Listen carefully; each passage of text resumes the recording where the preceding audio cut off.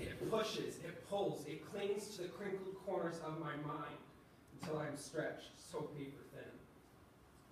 When I was younger, my friends used to tell me I was really compulsive. And sure, being compulsive, it's a lot of fun, but mix it with the side odor of obsessive and a need to carry out routine, well, you start to find yourself in a lot more of a mess.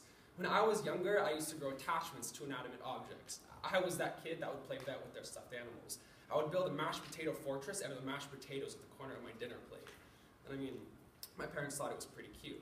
I loved being outside, in the forest, the trees, the grass, the dirt. I would imagine things like fairies, dragons, and mystical beasts, but as time went on and my imagination began to fade away, I noticed that all I was really left with was, well, the dirt. You see, there's rarely a moment where my mind isn't going a million miles an hour, where I'm not questioning things like whether or not I left the tap on when I went to school this morning. I totally turned off the tap when I left for school this morning. And while my mind is going a million miles an hour, somehow I'm still able to convince myself that it's perfectly organized, but in this totally non-organized kind of way. When I was younger, my friends, my parents, doctors, they used to tell me, Mitchell, you're too young to be so stressed out. Just stop being so obsessive. Stop being so compulsive.